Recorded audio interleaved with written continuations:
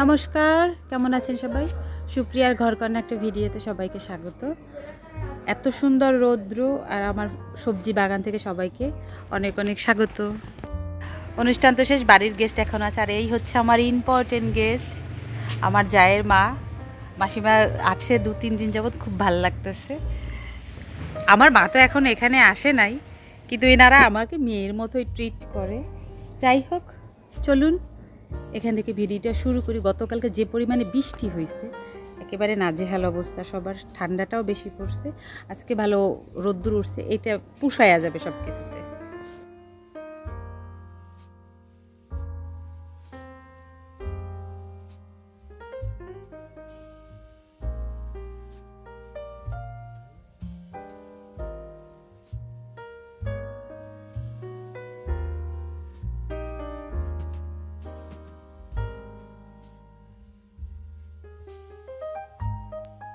সকালে আমি প্রচুর এখানে কাপড় চোপড় ধুয়ে দিছি, কারণ বৃষ্টির কারণে কালকে কাপড় চোপড় ধুইতে পারি নাই।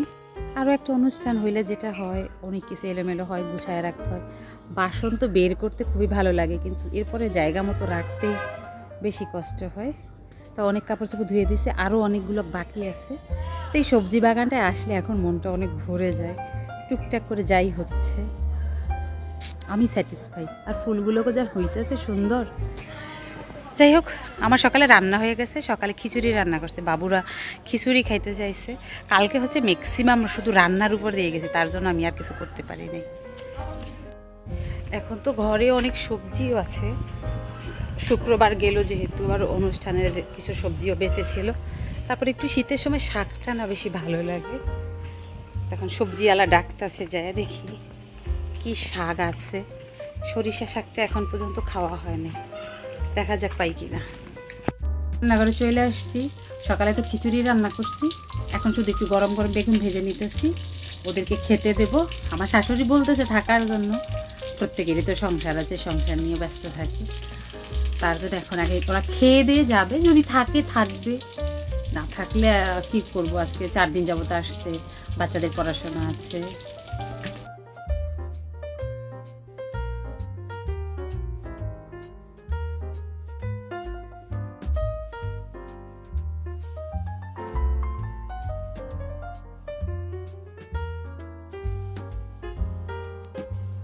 বাড়িতে যেমন অনুষ্ঠান করার আগে লাগে একটা তড়িঘড়ি, অনুষ্ঠান শেষেও কিন্তু একটা তড়িঘড়ি লাগে।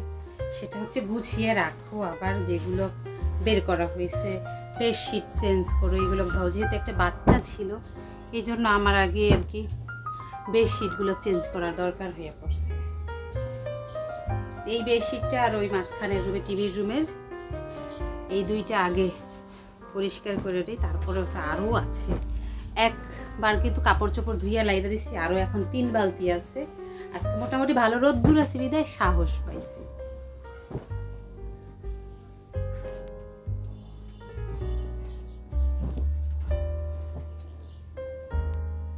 তিনটা রুমই ঝাড়মুছ করে আসলাম।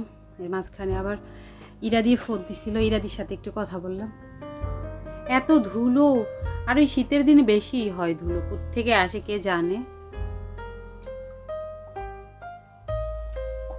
এখন আবার যাব, অনেকগুলি কাপড় চোপড় ভিজানো আছে, এগুলোকে আগে ধুয়ে দিই। রোদ্দুরটা ভালো আছে, রোদ্দুরের সদ্ব্যবহার করি আমি।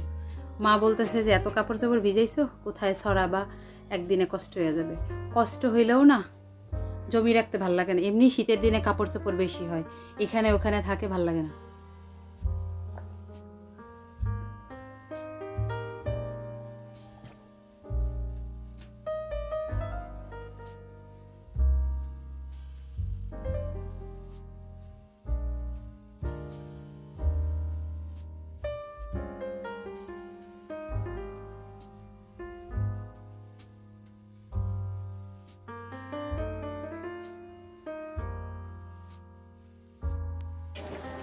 দুপুরে খাওয়া দাওয়ার পরে ভাবছি মারাও আগে আসবো, অনেকক্ষণ আমি একটু রেস্ট নিয়েছি, কারণ আমার খুবই টায়ার্ড লাগতেছিল।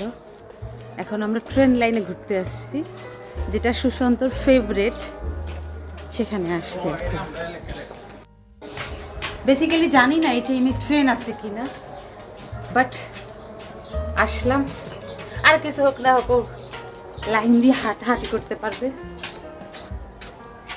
চলে আসছি অলমোস্ট। এই জায়গাটা দিয়ে যাতায়াত করতে করতে আমার কাছে জায়গাটা একেবারেই অল্প জায়গা। বেসিক্যালি তো আমি সকালবেলা হাঁটি, বিকেলে অনেক মানুষ আসে, ঘুরতে আসে, সময় কাটাইতে আসে, অনেক ভিডিও করতে অনেকেই আসে। বিকেলে আমার ওর সাথেই একবার আসা হয়েছে 1 বছর আগে, আর এই 1 বছর পরে আসলাম।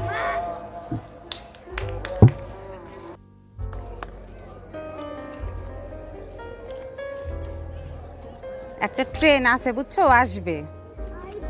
হ্যাঁ হ্যাঁ,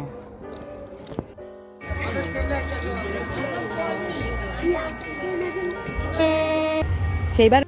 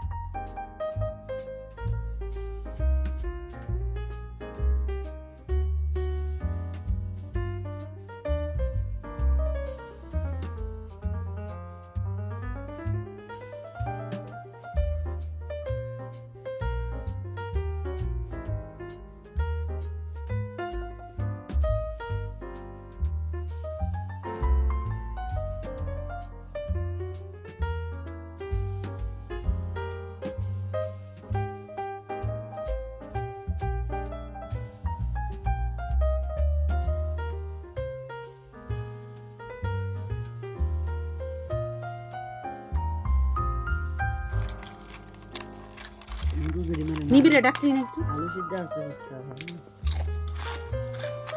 বাতার খাইতাম না। ডবল অনেক সময়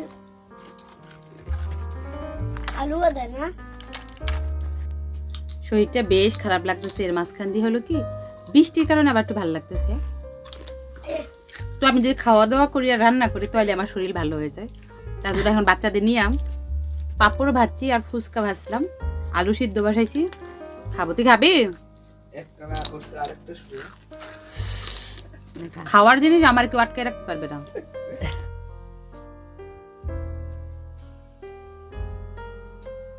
তিনজন গেছিলাম তো, নিবিড় যায় নাই, নিবিড় ওইখানে যে আর খেতে পারে নাই, ওর জন্য কেমন লাগতেছিল। আর আমাদের আগে থেকে প্ল্যান ছিল যে বিকেলবেলা না ফুচকা বানাবো, একটু হালকা বৃষ্টি পড়তেছে, সকালবেলা কিন্তু অনেক ভালো রোদ্দুর হয়েছে, তারপরও এখন আবার বৃষ্টিতে যখন হয়েছে মনে চাইলো তাই একটু ফুচকা করি, আলু সিদ্ধ দিয়ে করে ফেলালাম। আর ঘরে বানাইলে ইচ্ছা মতো খাওয়া যায়, ইচ্ছা মতো ঝাল টক সব কিছু দেওয়া যায়। তো শুরু করে দিচ্ছি, যে যত খেয়ে পারে আমি কইরা দিতেছি। যার যার প্রথমে মনে করছিল নিজেরা বানাইয়ে খাবে, কিন্তু ওরা বলতেছে না ওরা খাবে না, নিজেরা বানাই, আমি বানাইয়ে দিই জানো। তাই সব ওদের বানাইয়ে দিতেছি, আর ওরা সবাই খাচ্ছে, মজা করে খাচ্ছে।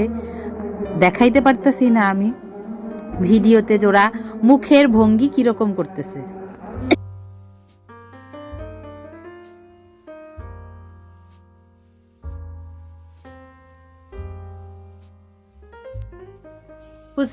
ফুচকা পার্টি তো দারুণ জমে গেছে, একেবারে হঠাৎ করে এইটা মনে হয়েছে তাই করে ফেলাম, ঘরে যা ছিল তাই দিয়ে।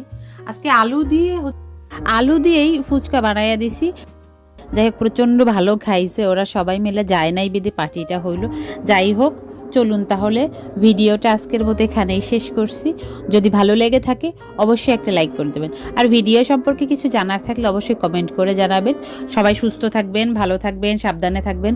দেখা হবে পরবর্তী আরও একটা ভিডিওতে, ততক্ষণের জন্য সবাই ভালো থাকবেন।